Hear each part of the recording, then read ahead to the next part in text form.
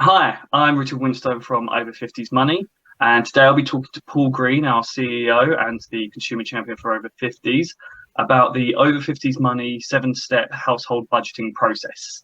Hi, Paul. Hi, Richard. How are you? Yeah, I'm good today, thank you. Can't complain. It's getting a bit cold here in Kent. How is it in Devon? Yeah, pretty good, pretty good. Good, good. Okay, so before we get started with the budgeting process, could you tell us a little bit about why it's so important for the over 50s community to take control of their budgets right now? Yes, absolutely. And I think that's a really good question. So every time you listen to the news, then you hear more and more about family budgets coming under pressure. And that's because of rising prices, particularly with things like energy, but other essentials such as food. And we know that tax rises and national insurance increases are all going to come in from April next year. So it's really important that people actually start to think about how they're going to afford things through this difficult time that we're coming to. And I think for people in their 50s and older, it's really, really important to think about this now, because inflation is a big threat to older people, because our pensions and our savings, the value of those things will be quickly eroded by inflation. So we have to really think about how can we actually protect our financial future by making changes now. Okay, that's quite clear. Thank you for that. It makes sense as to why it's so important for the over 50s community. It seems like it's a lot more important that it gets done by April at the latest, when the higher bills and inflation really hits.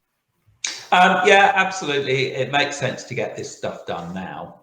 So really, one of the reasons why we published my blog, which outlines this seven-step household budgeting process fairly recently, is that it's time to actually get started now. Because if you don't get started now, by April, you're going to actually find that your situation is a lot more difficult than it needs to be.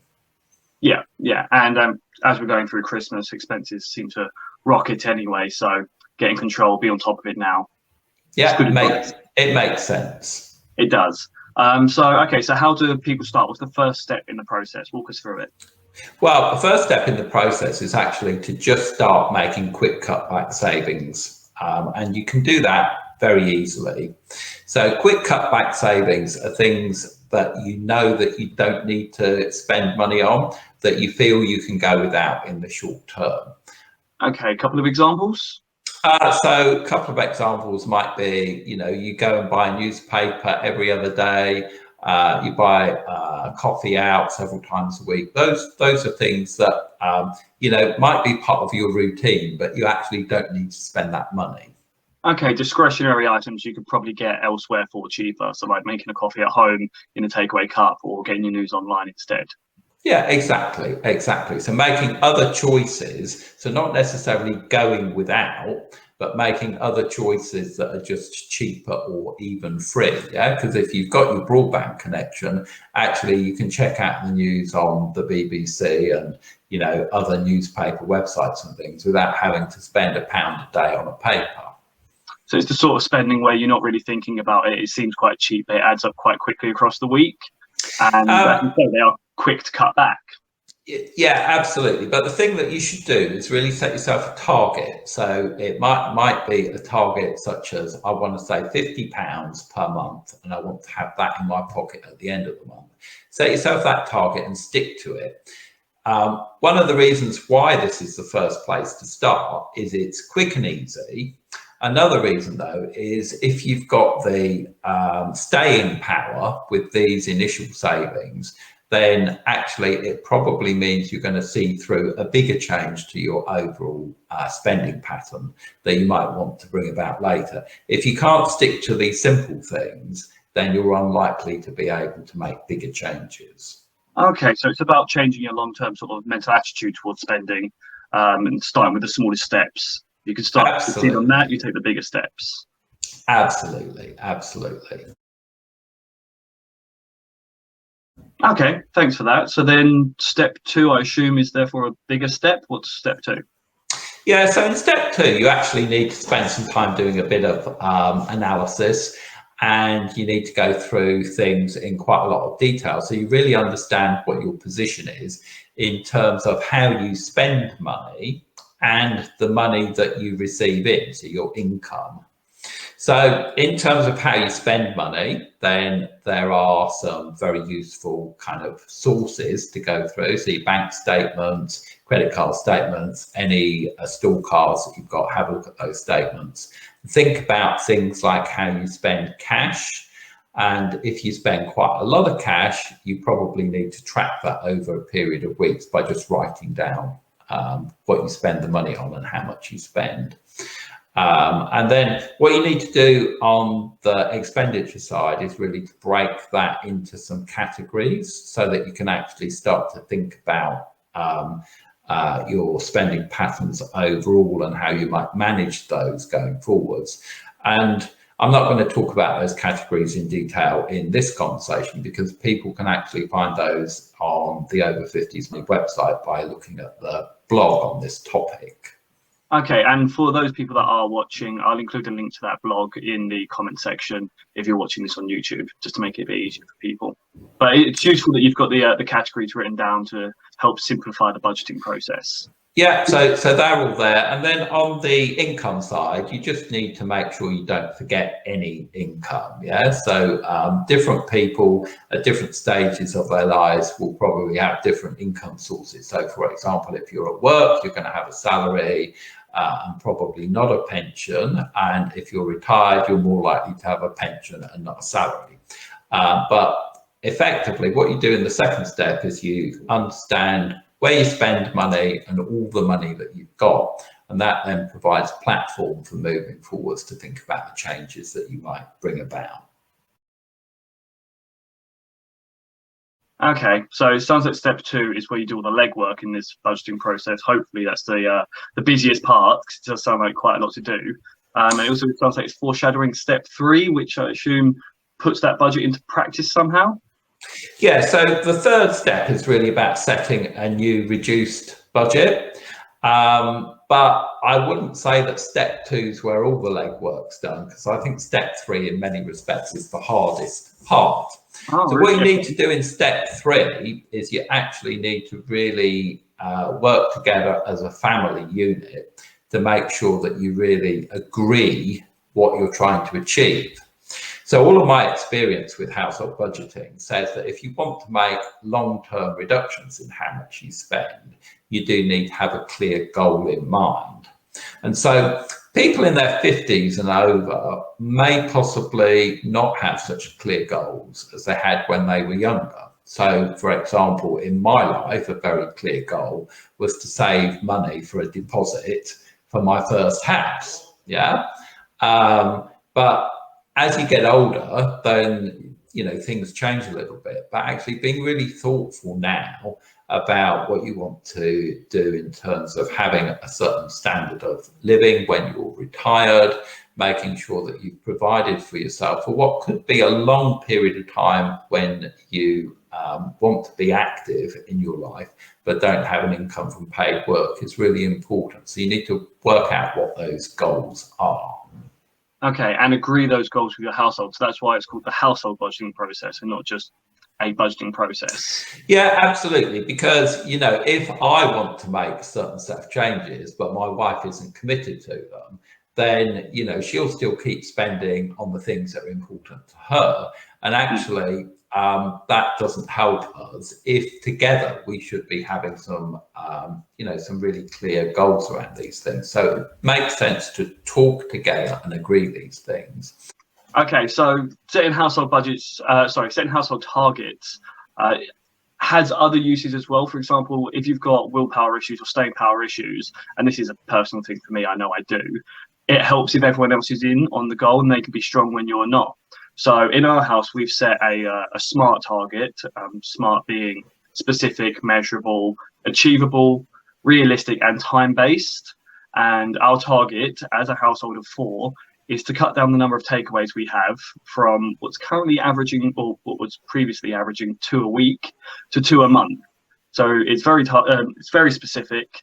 And we only plan to do that until January, just so that we can cut down on our monthly expenses to be able to afford Christmas a bit easier without wasting loads of money on food, and obviously to also stop throwing away food that we buy at the weekly shop and then not eat because we're getting takeaways. But it's one of those things that some people might just have a bad day at work. We come home, we want a pizza, we want to get a takeaway. We've got 3 others there to support us on the goal and go, no, we don't need to do that tonight. One of us will cook, and you just relax on the sofa and wait for dinner to be cooked. But it's helpful to do it as a household because we've all got the target together. We can all stick together and agree when we can get the takeaway, or when the target's been met. Yeah, and I agree. That's how you kind of stay on track with what you're trying to achieve. Okay, cool. So it's nice to know that I'm already putting this sort of stuff into practice. So thinking back about the steps we've gone through so far, step 1 is quick and easy savings. Step 2 and 3 sound a little more medium term. You've got to put the work in on those 2 steps of actually creating your budget, understanding where you spend and where your money comes in, and then using that budget to analyze where you can cut back and set your goals with your household. What is step 4 then? Yeah, so step 4 is a really important part of this process, because actually a lot of outgoings through the year are not things that you can change quickly. Yeah, so things like if you have a mortgage, you possibly have that mortgage on a fixed term deal. So you'll pay a fixed rate for a certain period of time, and then that will just roll onto a standard variable rate, right? You can't change that mortgage during its lifetime of that fixed period. So likewise, if you think about your home phone and broadband, they're probably on a contract. Your energy is probably on a contract. Car insurance will be on a 12-month deal. Your house insurance will be on a 12-month deal, right? So these things can all be looked at the time that those deals are coming to an end. And in general, we recommend that you start shopping around about 3 to 4 weeks before the end of those deals, because history tells us that that's when you get your best prices. But it's important that you go through, you diarise the end date of all of these contracts, right? Because then you can make sure that when they come round, you're on top of them. We know that you can save a lot of money if you look at these things, and that money for an average household can easily equate to more than £1,000 a year.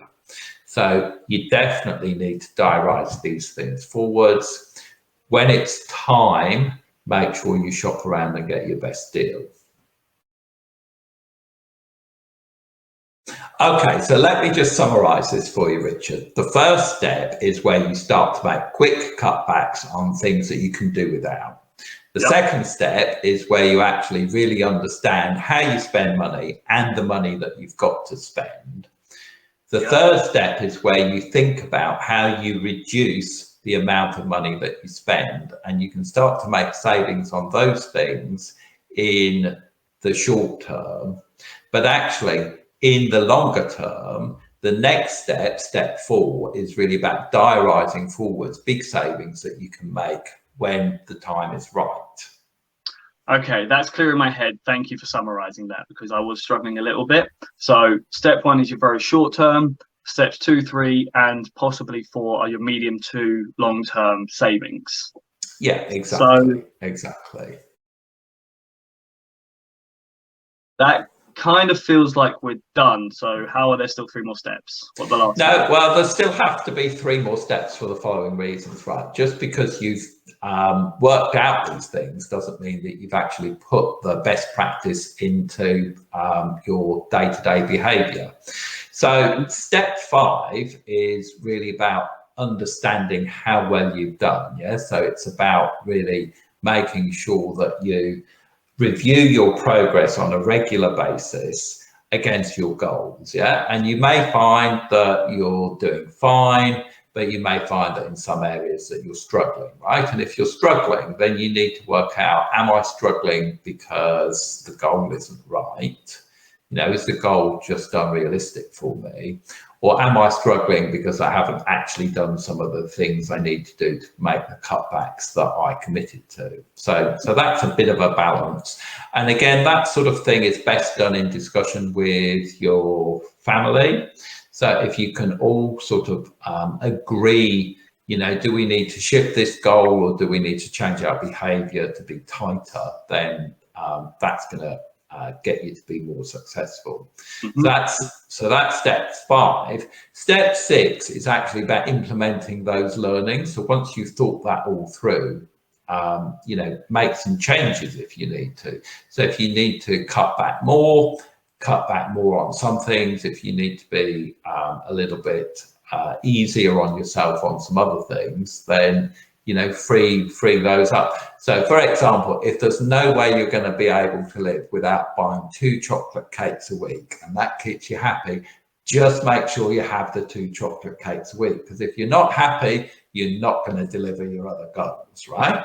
Okay, good advice. Okay, and then the final step 7, is really about making sure you institutionalize this process. So step 7 is set a budget for the following year. Yeah, so if you think about this, what we said is you can start now, but if you start now, you're going to do some work over the next couple of months. You're going to learn from that, but then kind of like on month 11, you need to be really thinking about the following year. And if you do that, you should institutionalize a really good virtuous circle, which means that you're on top of your expenditure forever. And that way, your financial goals should be more achievable.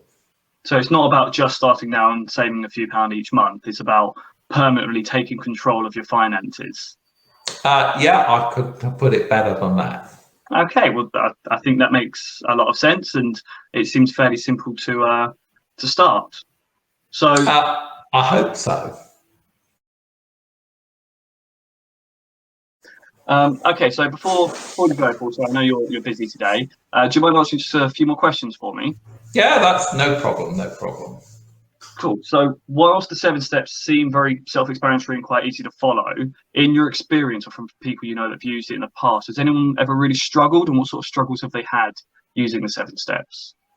I think the most difficult thing for people is actually to align around your goals in stage 3. And that's because that requires a real discussion in your household. So as you said about your own example, you'd all come together and agreed that, right? The thing is, that's not always easy, especially if you're, for example, a couple that have been together for a long time. You've kind of got used to a certain life pattern. But when you come to think about, do we really need to change this because we need to make some savings, then actually agreeing those things can be difficult. So if I could really sort of say that that's the sticking point, I think that's an area where people, need not to rush it and just need to sit with it and work with their family members to just agree what the goals are. Okay, so it's about agreeing the goals first, and then you can agree how to get there together. As long as you're all working towards the same target, you should be able to get past the stickiness. Absolutely. Okay, that's great. Thank you. The other thing I was worried about personally is step 2, sounding quite complicated in terms of writing down all of your budget. And I wondered if you use some sort of financial software. Do I have to use Excel sheets? Does it have to be complicated, or can I literally just keep a pen and pad nearby and make sure I'm tracking my finances? Yeah, so the thing about this process is it's not designed around any particular technical solution, right? And you don't need to be able to do spreadsheets and use your banking app or whatever in order to get through it. The thing that I would say is, if you're comfortable with spreadsheets or you're comfortable with other financial tools, you can use those, but you don't need to. So I recently did this process with a couple in their mid-80s, and we literally wrote everything down on paper, and we added up things longhand with old-fashioned kind of math that we'd all learnt in school years ago, and that worked for them. And that's the most important thing, is don't get frightened, just use whatever works for you. Okay, cool. That's excellent advice. Thank you. All right, I think we're almost done now. Just before you go, if you could give one tip to to the over 50s community or anyone watching the video, what tip would it be? I think my tip is just get started. So step one is a brilliant place to get started. Just make those quick cutback savings now. I think pretty much everybody in the UK is in a position that they can make some of those savings. So, just make them, bank them, and use that commitment that you've got from achieving that first goal to actually support you as you go through the rest of the process. Okay, that's a really useful tip, and generally I think that's a useful tip for most things in life. It's the hardest part is always getting started. Just dive in, get started, and then you can continue on with the 7 steps. Yeah, I think once I start seeing progress, I really get addicted to these sort of things. So just getting started is the hardest part. Yeah, I agree.